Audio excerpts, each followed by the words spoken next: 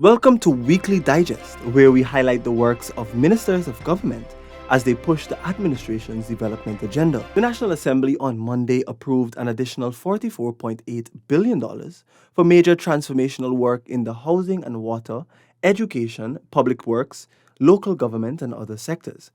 Senior Minister in the Office of the President with responsibility for finance, Dr. Ashni Singh, presented the financial paper number 1 of 2022 to the National Assembly on Monday, August 8.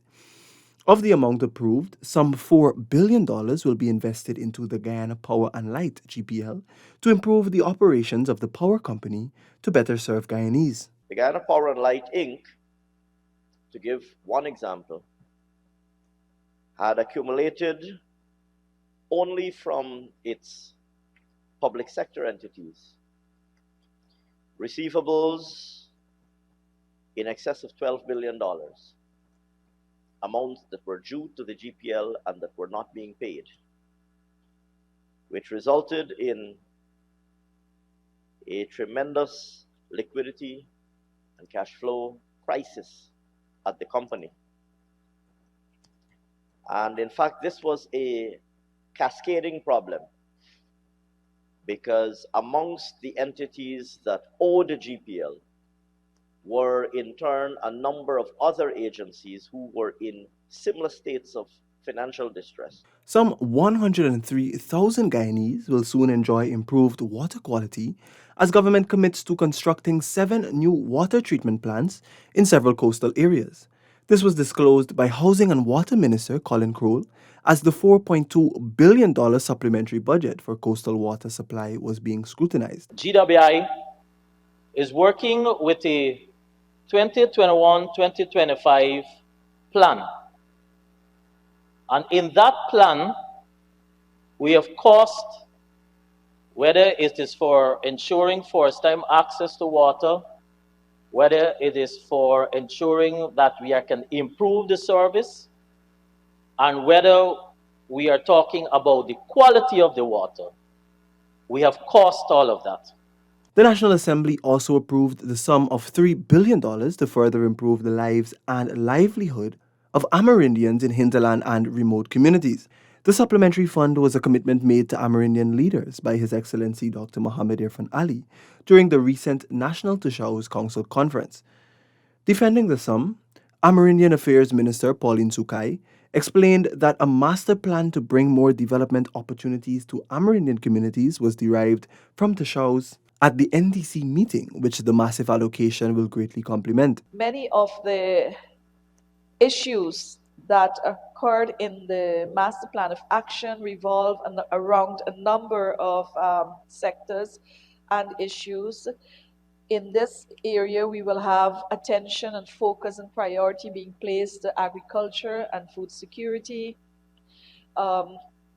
women's affairs, youth and students and children, or youth and children, facilities, services, infrastructure, ecotourism are some of the areas that the priority focus will be placed. Amendments to the Anti-Money Laundering and Countering the Financing of Terrorism Act were also passed to ensure the Financial Intelligence Unit, FIU, meets the requirements for Guyana to secure membership to the Egmont Group. The Egmont Group of Financial Intelligence Units is an international organization that facilitates cooperation and intelligence sharing among national financial intelligence units to investigate and prevent money laundering and terrorist financing. Attorney General and Minister of Legal Affairs Anil Nandlal, during his presentation on the bill, said the amendments to the AML-CFT Act are simple yet significant as Guyana prepares for a review process in the first quarter of 2023. Guyana will be subject to a peer review through a mutual assessment process during the first quarter of next year. And therefore, it is incumbent upon us to implement all of our outstanding obligations and to ready our fiscal and financial structures so that we can be prepared for that review. Among the recommendations that we are to implement to ready us for that review is to ensure that we join this institution called the Egmont Group, which, Your Honor, is a united body of 167 financial intelligence units across the globe. The PPPC administration's hallmark Low Carbon Development Strategy, LCDS 2030, outlines a robust mechanism for the mobilization of financing that will be accrued from the country's forest resources. Senior Finance Minister Dr. Ashni Singh highlighted the strengths of the strategy as he moved the LCDS 2030 motion during the National Assembly. The 2009 LCDS was a truly pioneering strategy, far ahead of its time and visionary in every respect. Visionary in its articulation on our case for earning revenue in exchange for the climate services that we're providing globally, and visionary in articulating the utilization of these resources to put Guyana on a path of accelerated economic development, but along a low-carbon trajectory. Amerindian Affairs Minister Pauline Sukai noted that as a part of the national consultation, the LCDS Multi-Stakeholder Steering Committee, MSSC, was re-established to guide the LCDS as it did in the period from 2009 to 2015. Consultations were taken to every hinterland region, engaging Amerindian leaders and community development chairpersons from clusters within the many districts. To report that there is adequate representation of Amerindians on the MSSC, I am pleased to announce that the recently elected National Tushaus Chair has been included almost immediately upon his assumption to that stakeholder committee. Meanwhile, Natural Resources Minister Vikram Bharat restated the PPPC government's commitment to achieving most of Guyana's electricity requirements through renewable energy and utilizing natural gas, while at the same time pushing renewable energy opportunities. And if the previous administration had gone through with the plans that we would have left behind in 2015, today we would be receiving electricity or power supply at a much cheaper cost than we are paying for it today. We are paying today, Mr. Speaker, close to 30 cents, US cents per kilowatt. Had the previous administration continued with our plans of constructing the Amila Falls Hydro Project, we would have probably be paying at least 50% of that today.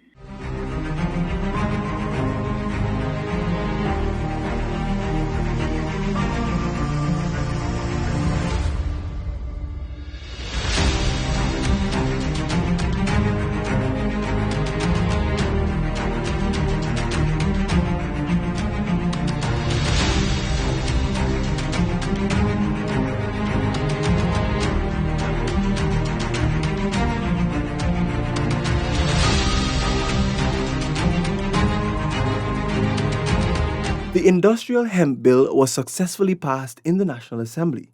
Senior Communications Officer Kellon Rover tells us more. The successful passage of the landmark Industrial Hemp Bill 2022 in the National Assembly will see tremendous diversification of the local economy and provide new jobs in the agricultural and industrial sectors. The new innovative bill, which received the nod from parliamentarians on Monday evening, provides for the regulation of cultivating and manufacturing of industrial hemp and hemp-related products. In reality, it makes way for research to be conducted on the commodity and the establishment of the Guyana Industrial Hemp Regulatory Authority. Minister of Agriculture Zulfikar Mustafa believes the high-value plant has endless potential for development. He said government is giving the agricultural and industrial sectors the opportunity to grow and exploit industrial hemp in a controlled manner. Hemp industry is not only about hemp cultivation, but is about the processing and value-added facilities that can be established in Guyana, which will create jobs and generate high returns on investment. Guyana is projected to attain unprecedented growth rate, which no other country in the world is currently projected to achieve in 2022. And in keeping with such growth, our government will continue to provide viable business opportunities to the people of this nation. The Agriculture Minister pointed out that Guyana, with its expanse of rich, well-drained land, is suitable for hemp production. Hemp can be grown as a renewable source for raw material that can be incorporated into thousands of products. The minister said Guyana is poised to tap into the global industrial hemp market. The $100 million St. Cuthbert's Mission or Purkury Road from the Susdike-Linden Highway into the community has been retendered.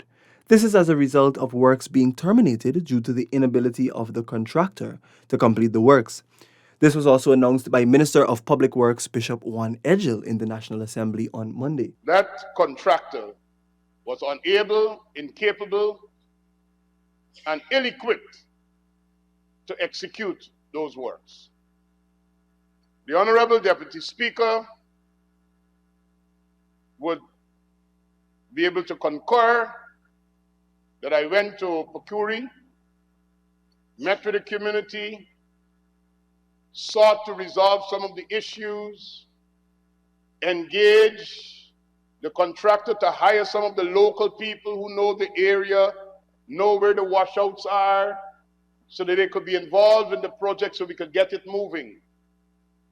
But the reality is we had to terminate this contract. Minister Edgell committed to having residents involved in the execution of the works. The first lot of the Eccles to Great Diamond 4-lane highway is anticipated to be completed just in time for the fast-approaching Cricket Carnival. Minister of Housing and Water Colin Crowell revealed this on Monday during a side interview. You have the existing Eccles to Great Diamond 4-lane road that is being done. So that is very visible. You see works are ongoing. In fact, Lot 1, which is from Eccles to somewhere in the vicinity of Providence or Peters Hall, within that proximity, that will be finished ahead of time, and that is because we put a lot of time and effort into getting that first lot completed, and that is expected to be completed before the busy period before Cricket Carnival, right? So you can imagine, because we can envisage what will happen on the East Bank. Minister Crowell said the supplementary funds will ensure that the works are completed for the event.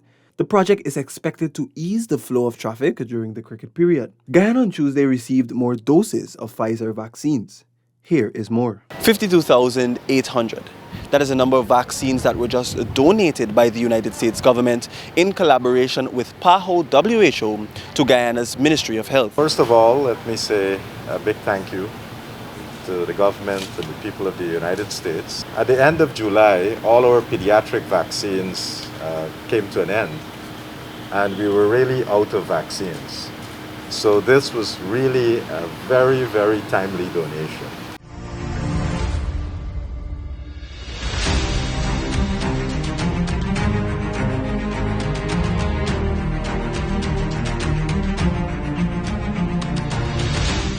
And we have seen children coming back to get their second doses.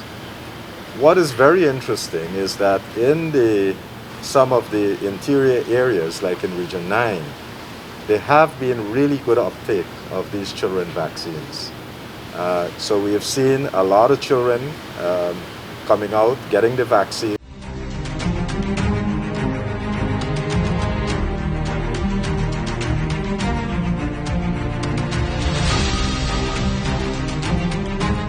We have been constantly signing new contracts to ensure that we discharge our responsibility to the people of our country.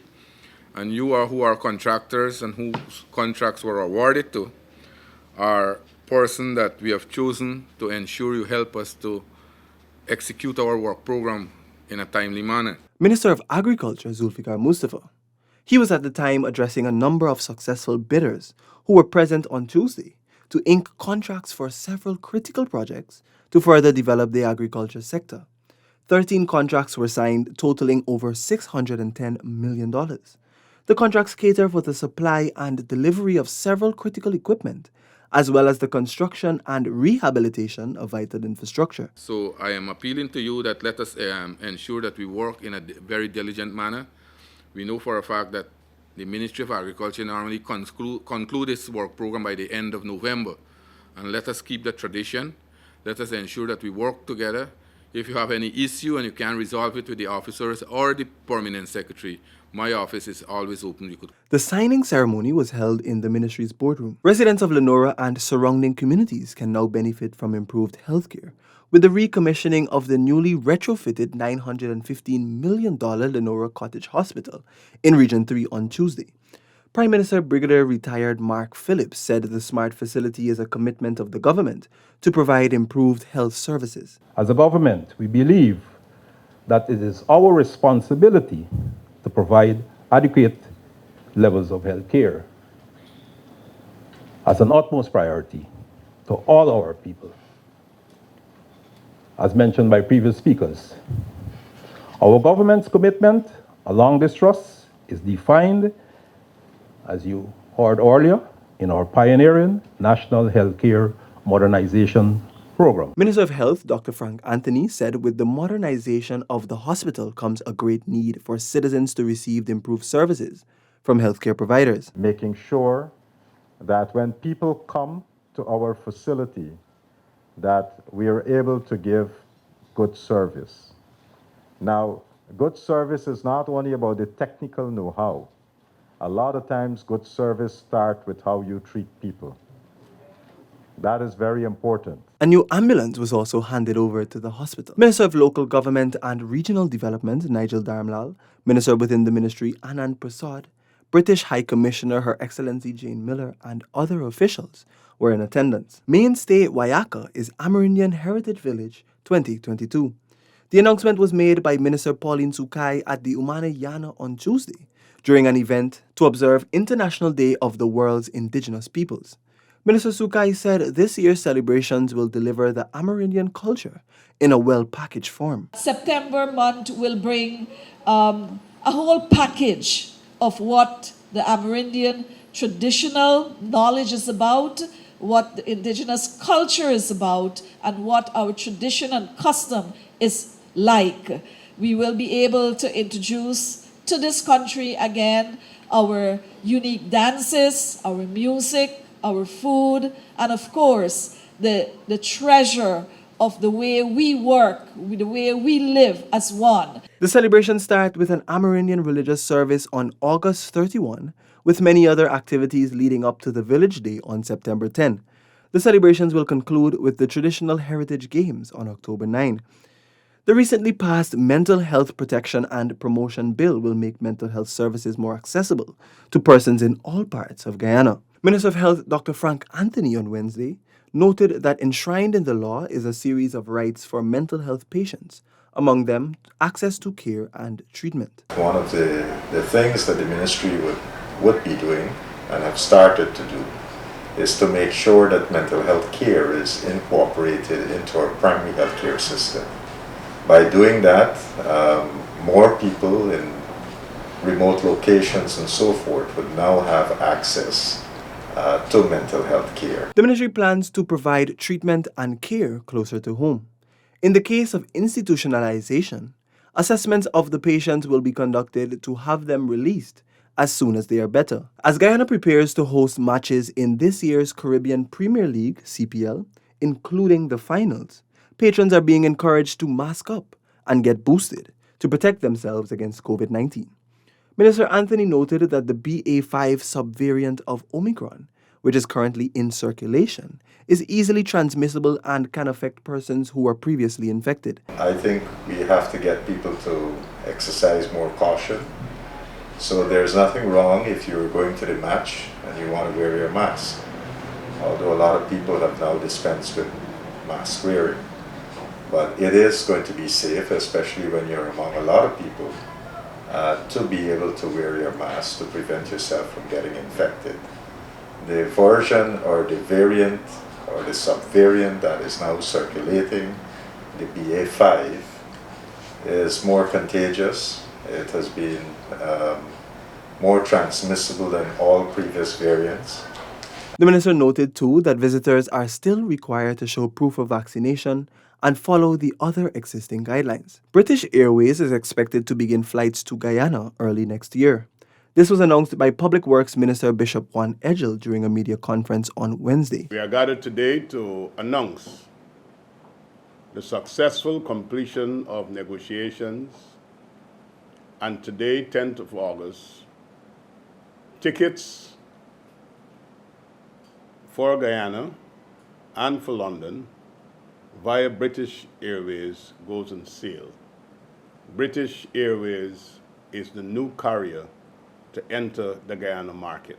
This service should begin flying and operating within the first quarter of 2023, and today's announcement and start of selling of tickets is to ensure adequate lead time and a proper rollout of this service. British Airways is the fourth airline to enter the Guyana market since the PPPC government took office in 2020 and will operate twice weekly with a capacity to carry 332 passengers.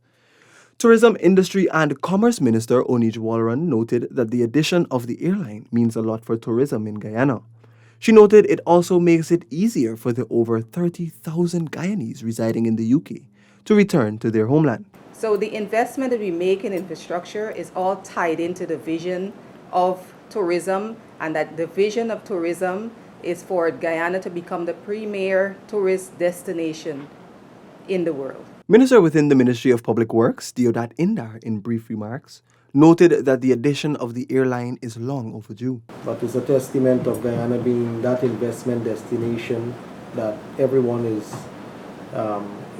pegged on coming, and we have to provide the transportation for them to get here. I mean, it would make no sense if we have a fantastic investment destination, good opportunities, and we don't have the mode and the medium for people to get here. The Government Technical Institute, GTI, has received a number of instruments valuing some $6.2 million to advance the learning techniques of persons undergoing the land surveying program. Education Minister Priya Manikchand said government is keen on intensifying intervention and matching investment at technical and vocational education and training institutions countrywide. You're going to see a renewed rollout of how we treat with TVET even from the primary level in our country. Our aim is to ensure that every student exiting high school is competent in at least one TVET area.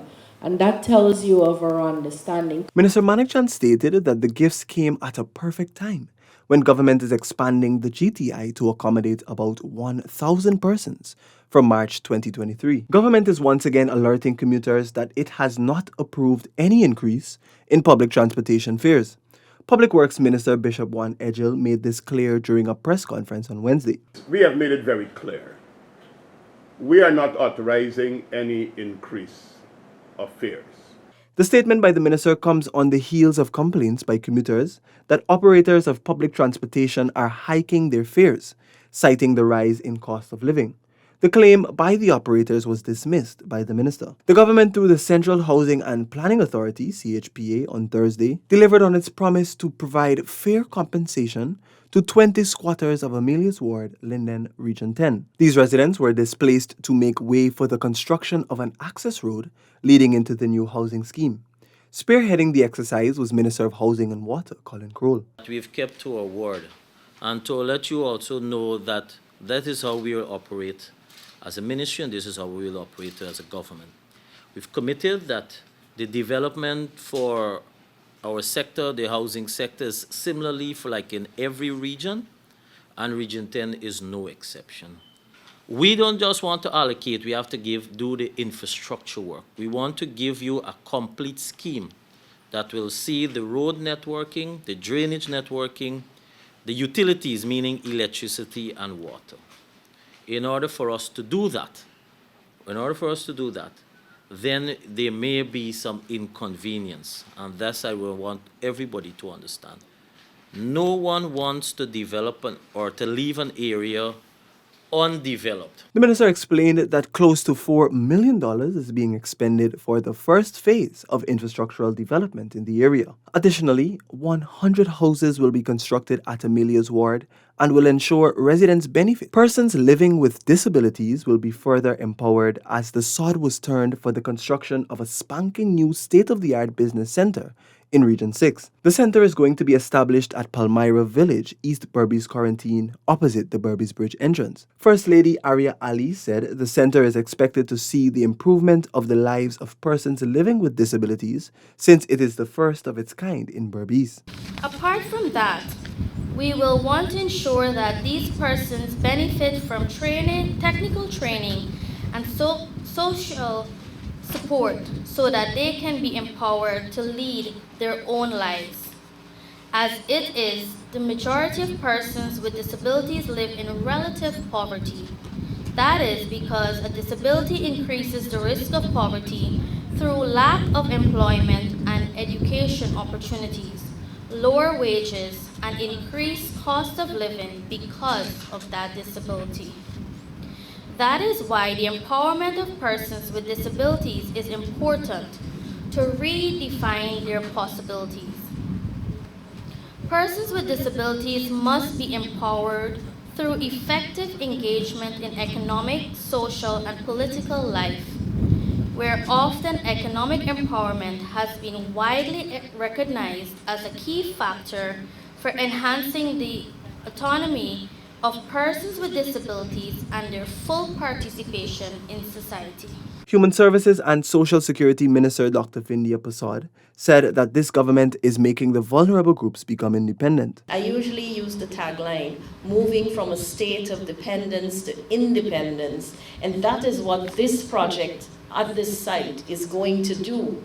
Really move people to a state of independence. And when people get to that state of independence and they produce the products that I'm sure will emanate from this business center, we want everyone across this country to be able to support those products, buy from those persons, so that you indirectly or directly will contribute to them being independent. This is what we must do. So while you may not have the privilege, like the Ministry of Housing, to construct this facility, you will definitely have the privilege of supporting those persons who will be equipped with skills and business opportunities when that time comes. Minister within the Housing Ministry, Susan Rodriguez, noted that the business center will not only transform the lives of the persons living with disabilities, but will ensure that they can fend for themselves. They are already living a very difficult life, faced with many challenges. The least we can do is to give them the opportunity for them to help themselves to do better. The center will be constructed through the Ministry of Housing and Water. The plan is to have those persons with disabilities who already make products manufacture them here and then supply to the local and even regional market. Government has signed the US $44 million Guyana Strengthening Human Capital to Education project with the World Bank. The signing was held in the boardroom of the Ministry of Finance office, Main Street, Georgetown on Friday.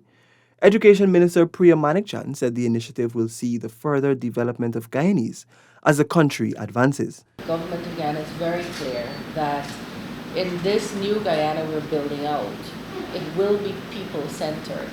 We know, as well as we know our names, that we could have all the high-rises and beautiful roads and bridges, but were people not developed simultaneously and proportionately with the infrastructure and other developments we see and we intend to promulgate, if we can't develop our people along the same line, that we are going to be poor. Each human being, and that is why it's aptly named the Human Capital Project, each human being must develop along with the beautiful resources that our land is benefiting from, and their families and communities, and then this country as a whole. Senior Minister in the Office of the President with responsibility for finance, Dr. Ashni Singh, who signed on behalf of the government, expressed similar sentiments. He noted that the investment is timely as new job opportunities are emerging. We believe that there is no investment that is more important at this time than an investment in our people. And not only for emotional or rhetorical reasons, but for very clear, practical, and logical reasons. Given what's happening in the economy, given the dramatic changes that our economy will be experiencing, new sectors emerging. I think the letter mentioned some of these, ICT, climate smart agriculture, etc. Given the emergence of new sectors, the creation of new job opportunities, the demand for new skill types, the reality is that a very different workforce is going to be needed in the very near future to meet the needs of this new and emergent economy. A workforce that will have different, clearly, of course, different skills, will have to be imbued with a very different work ethic, and that will be able to ensure that the needs of this new economy on the labor force side are met. This has been the Weekly Digest.